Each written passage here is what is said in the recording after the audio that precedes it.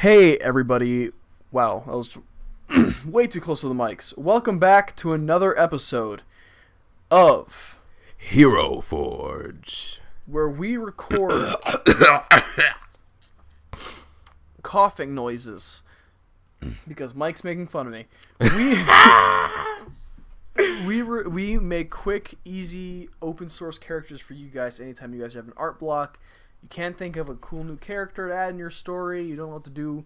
We make characters. We make a quick background. We don't do too much with it so that you can adopt it into your story comfortably.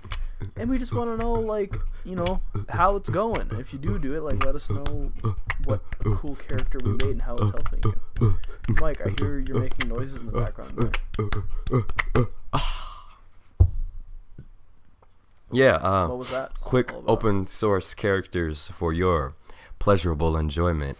One of these days, next episode I might make you do the pitch. You want me to do the pitch next episode? Yeah. Welcome. Maybe. You have to do Hero Forge then, okay? Hero Forge. Yeah, that's good. That sounded like a evil demon pig, but okay. Yeah, thank you. I mean, I can't do your amazing deep voice that you have, so. Welcome, you smooth riders. I'm just playing around now. God, such smooth, silky gold rolling out of your tongue. So I started reading American Gods recently by Neil Gaiman. Ooh. Yes. Oh man. Have you read it yet? No. But the TV show is already out. But I already knew what the TV it's out now? Yeah, it's been out. Oh my goodness. So the whole reason I started reading is because I saw a trailer for it, and I was like, oh, that's a book someone told me to read 2 years ago. Yes, a book someone. And dude, yeah. I haven't watched it yet, partially because I don't have Netflix anymore, but every time I see the commercial for it on YouTube, I get hyped for the book, and every time I read the book, I get hyped for the show, and it's like this amazing hype, vicious cycle. Ooh. And it's fantastic, and I love the book so far, so I can't wait to start the show. But God, it looks so good. Wow. But anyways, how's everything? Welcome back, everybody. Oh yeah, welcome back. Welcome back. I'm good, man. I'm good. Oh yeah, how are you? Just school. I've been getting a little bit more on track, actually doing my papers and stuff. Oh, congratulations! That is an achievement, young man. It really is, man. Yeah, it is. Trust me. Man. Especially when it's art history. It's a bunch of Ooh. Crap. I'm so sorry. I like art history, but every time I have to take the class, it's just too much. But anyways, I'm gonna try my best not to cuss this episode. Because I've been promising my mom I'd send her an episode, and I haven't been able to send one yet. Man. Because she wants to hear it, so. Wow. I'm going to try and not cuss as much as possible. Well, I think you can do it, Haaris. I think I can, too. I think I can, save myself from this hell. I've almost. Yeah, I think you can save yourself from that sin. Yeah, ooh, yeah, that savory sin. I can't believe it, man. It's so juicy. That just didn't sound right. I take that back. Nothing wrong with juicy sins. Juicy sins, like lemony. That's the first thing that came to mind was lemon being squeezed. Oh, so me and my friends have started this game recently. We play called the Autobiography game. Man, I wish there was I'm sorry to cut you off, but I wish there was a Dungeons and Dragon MMO, because I would seriously play that with you all the time. Oh, we should just play it over Skype. Why not? Or we could even record it if we wanted to, and make a whole show out of it. Make a whole show out of playing Dungeons. How about this? I'm working on a version of Dungeons and Dragons where I do all the rolling, pretty simple stuff, and you guys make the decisions, and I do all the rolling and all the stuff, and you guys just write down what you have in your inventory and your skills and whatever. So that way it's easy for people who don't really want to play the full version, which is super intense and whatever. And I know Max has been wanting to play it as well, so we could get I'll be the DM, Max, and maybe and maybe a few other people if there's anyone. Oh, Mike, what is that noise?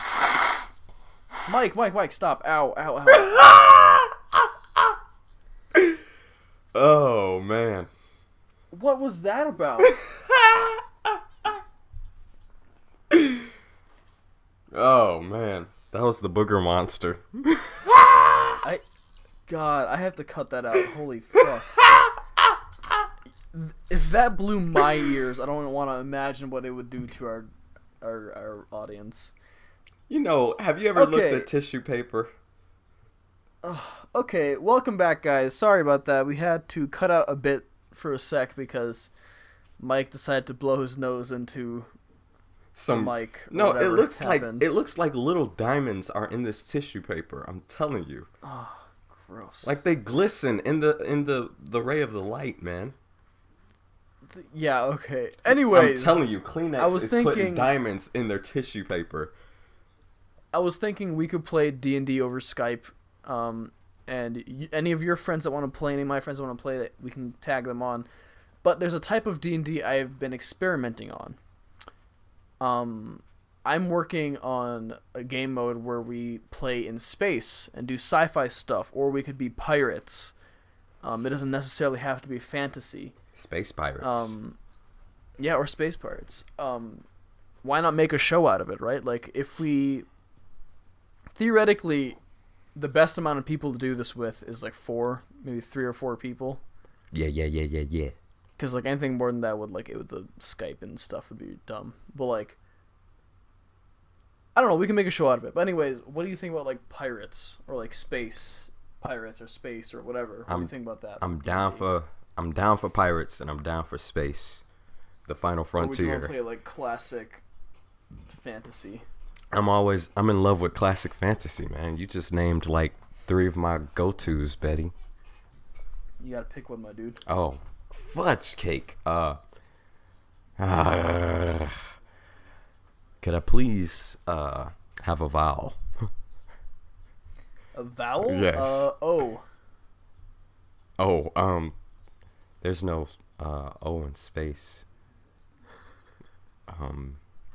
There's no O in pirates. You know what? We'll talk about that later. Okay. But this is the Hero Forge podcast, so let's jump right into it. What do you say, Mikey? Let's get soaking wet, man.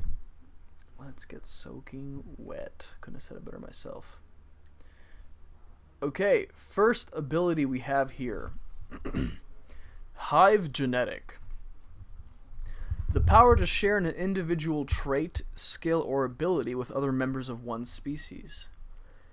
The user can share any physical and mental abilities they possess with other members of their species. Any trait or ability the user possesses can be passed on to a fellow member.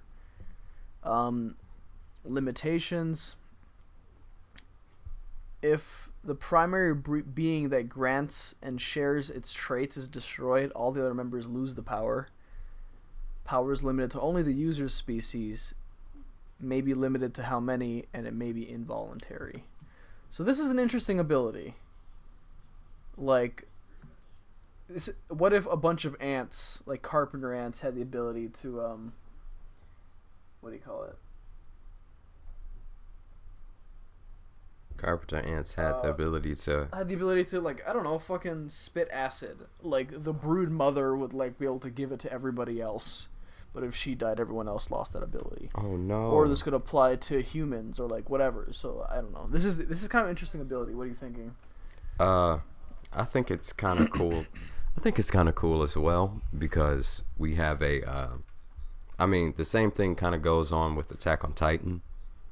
I don't know if you're familiar or if you're up to date with the story, and I hate to give off... Spoiler alert for everybody. Oh, no, I'm not going to spoil it. I think I know the basics. Okay, well... What's going on? What do you think is going on? Because... Okay, so once again, spoilers, but I know... The furthest I got in both reading and watching, what I know is... Eren was injected, most likely by his father, with something that made him into a Titan-human hybrid. And there's a bunch of other Titan-human hybrids, and it turns out the wall is made out of humongous titans. So my theory is that all titans are actually humans that were maybe infected by a disease or a serum that spread around or something. You're actually correct, but it's not a disease. So, okay. Well, don't tell me too much because I need to. Well, basically, people are being injected with the serum, and it's turning them into titans.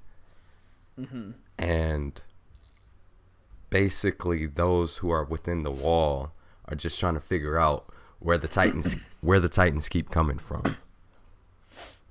And right, but my question.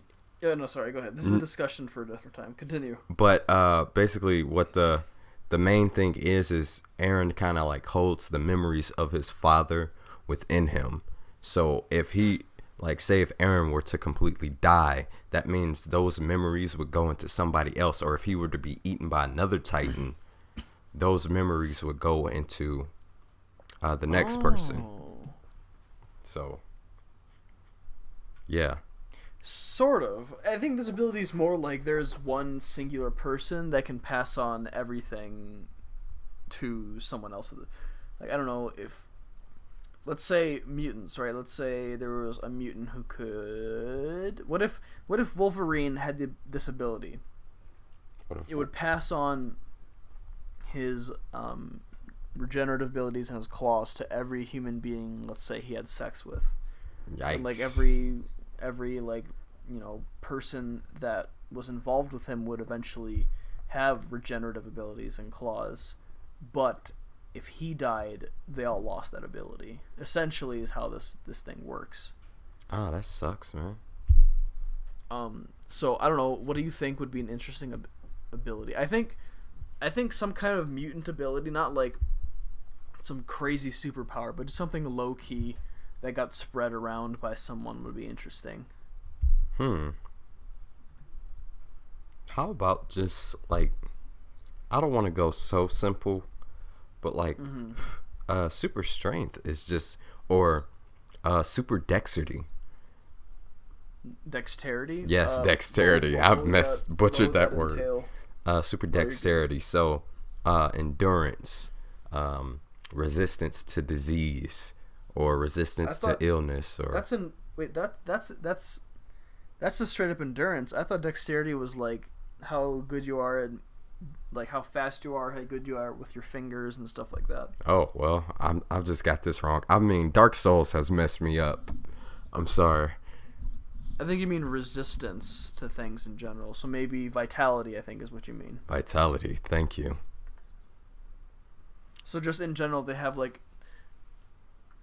increased resistance to like things. So like maybe they don't have like fucking dang it, I cussed.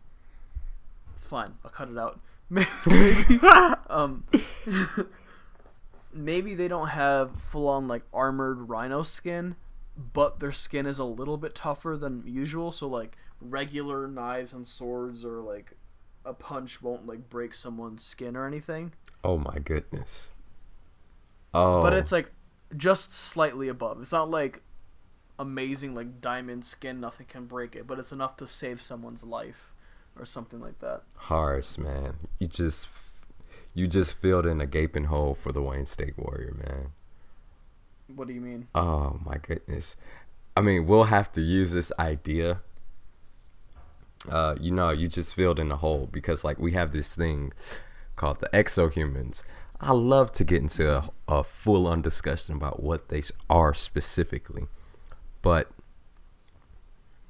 basically they're like these bug people that have been modified by these alien genetics, and they're basically alien human hybrids with the genetics of exoskeleton exoskeletons from a bug or from ants or any type of other weird looking hard-shelled bug or something. Yeah, hard-shelled bug. So like we've used beetle, we use other arthropods for kind of like references, and yeah, we of course made like the founding members of the exohumans look more like these bugs, but like as they begin to integrate with the society and, you know, of course, intermate with regular humans and stuff, they begin to look more human and more like Perfect Cell, or more like more androidish.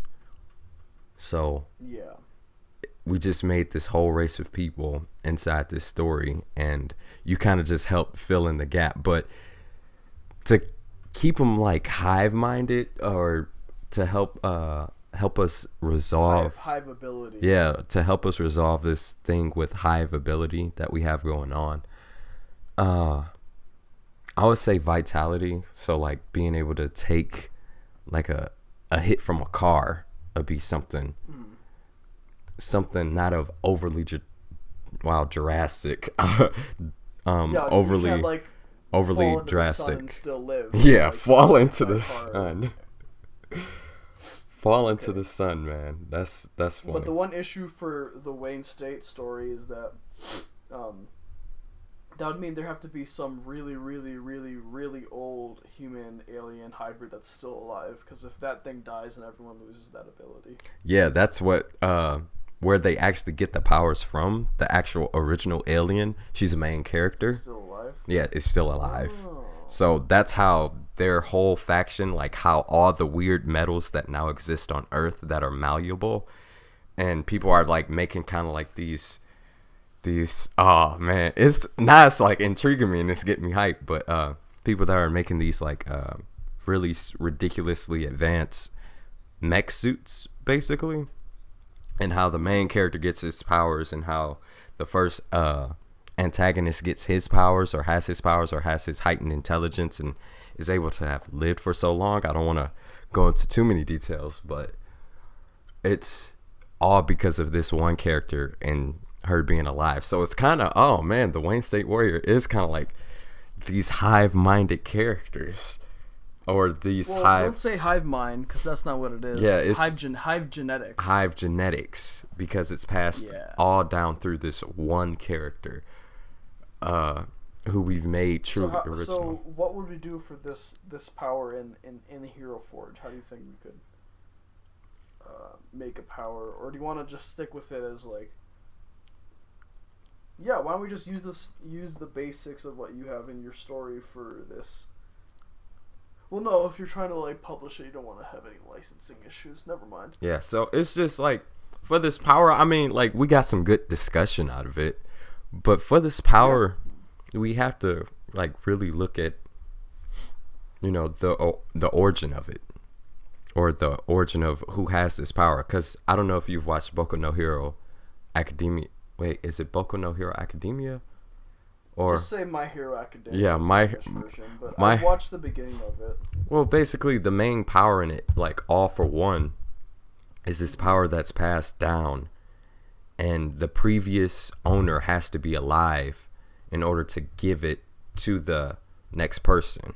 So it is kind of like hive. It is kind of like hive-minded, or hive enacted. Hive genetic. Yeah, hive genetic, because in order for them to pass it on and to keep using it, they have to be alive, and they have to teach the next person how to use it correctly. So if that first person dies, you know, the person that's receiving it technically can only use it to that capacity unless they, you know, put themselves through ridiculous intense training. So yeah, it's kind of funky unless you really make like a queen bee, or you make like a ant queen and then she passes it down to the rest of them. Yeah. But see, like, I don't know. I feel like it's already so like established. Why don't, like, we had a good discussion out of it. Why don't we like generate a new power and see what we can make? Let's generate a new power. All right, 3, 2, 1. Up. So the next power is molecular deconstruction. It's pretty simple. The user can deconstruct or disassemble matter on a molecular level. Limitations.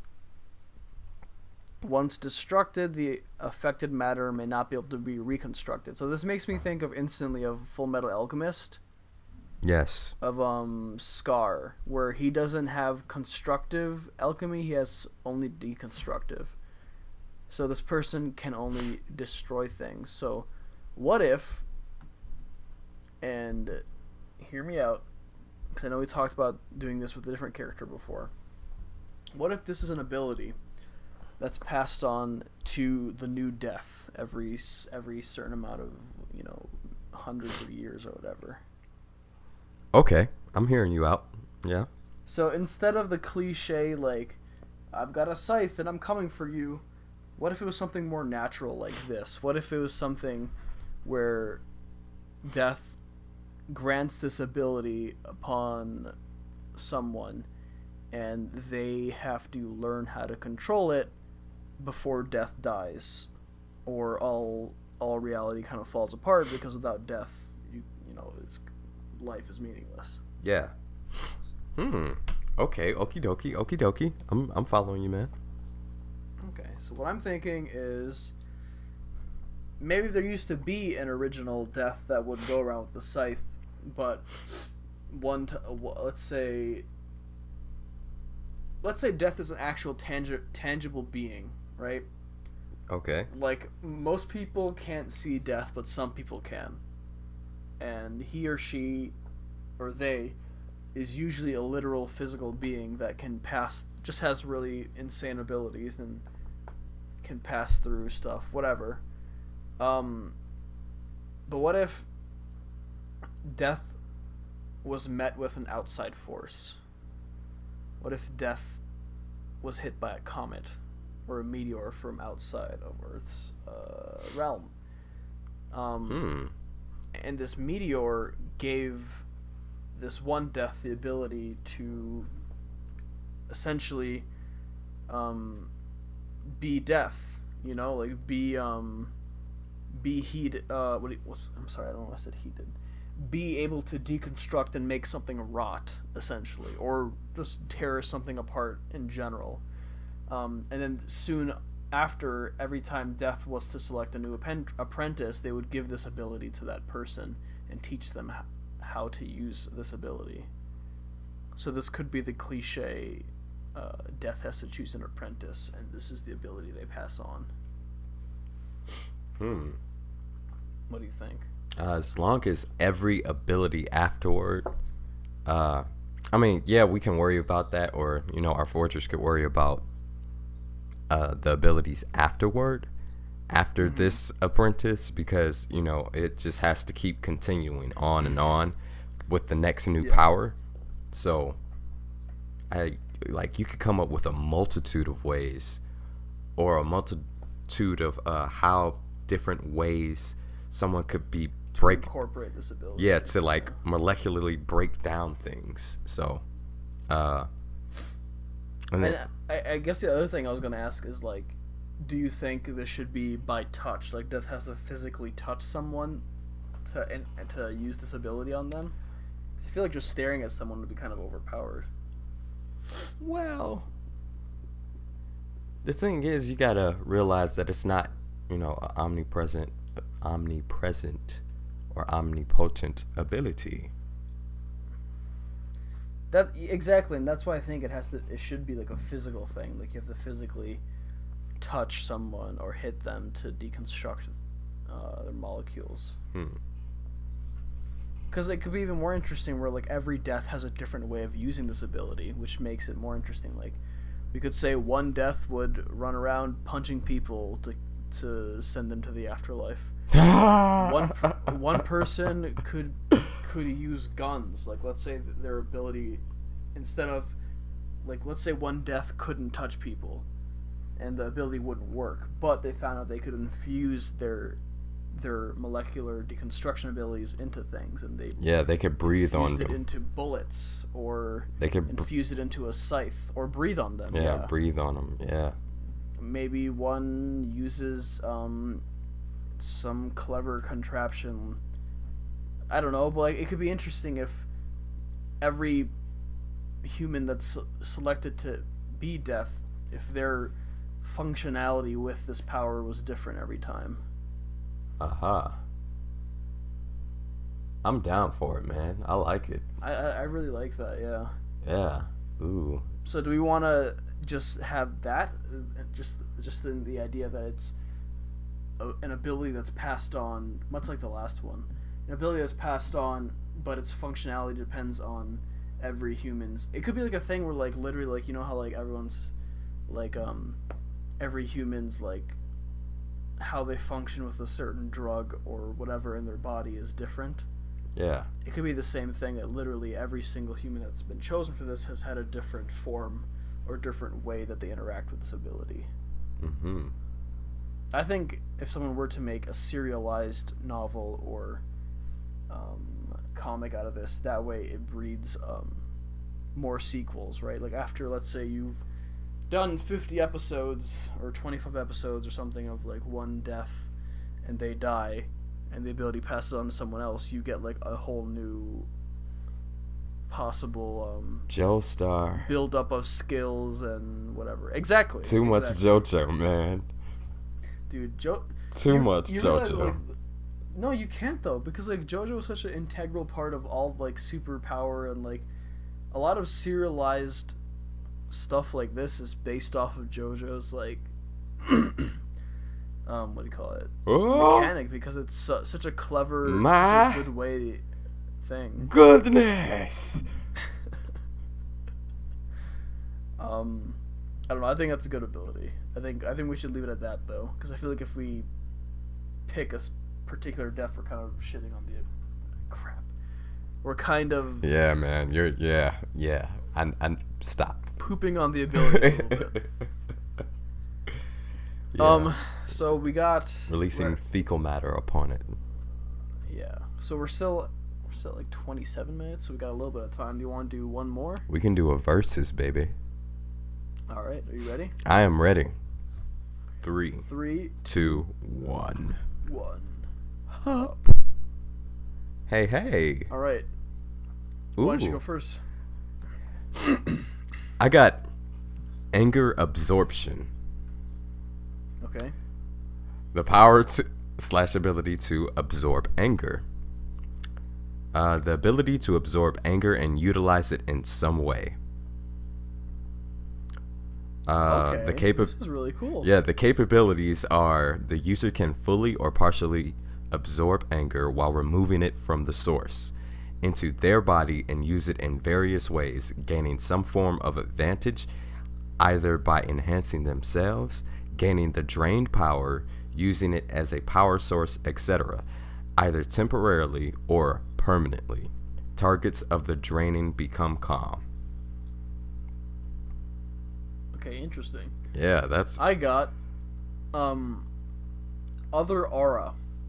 The power to surround oneself in special energy. Capability is user can surround themselves with an energy that doesn't fit into a standard classification for defensive and or offensive purposes, possibly becoming almost untouchable, and granting them various abilities and attacks depending on the unique energy. The aura may also give the user enhanced capabilities.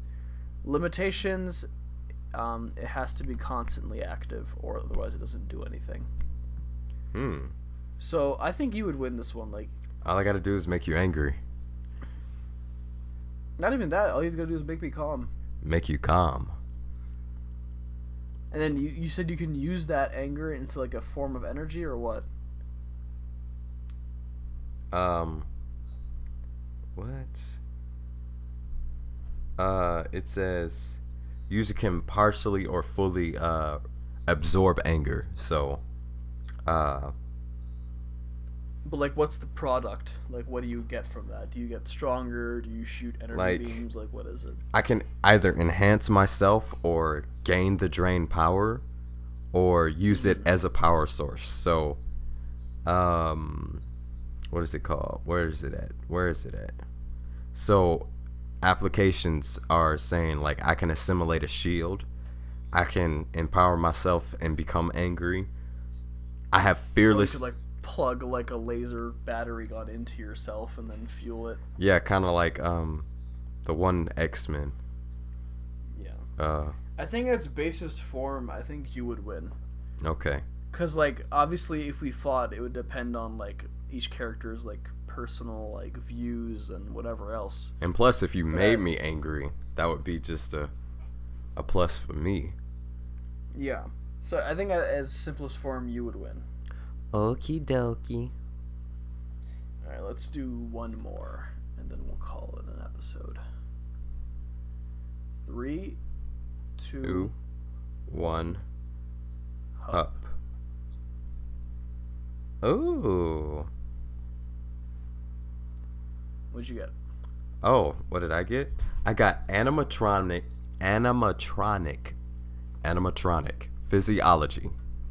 The power / ability to take the form of an animatronic. Wow, this is intriguing. So you can just straight up be Five Nights at Freddy's. Or I could be a transformer.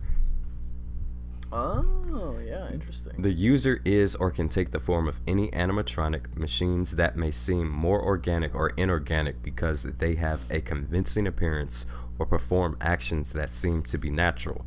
They may have animal-inspired designs and characteristics. So, wow.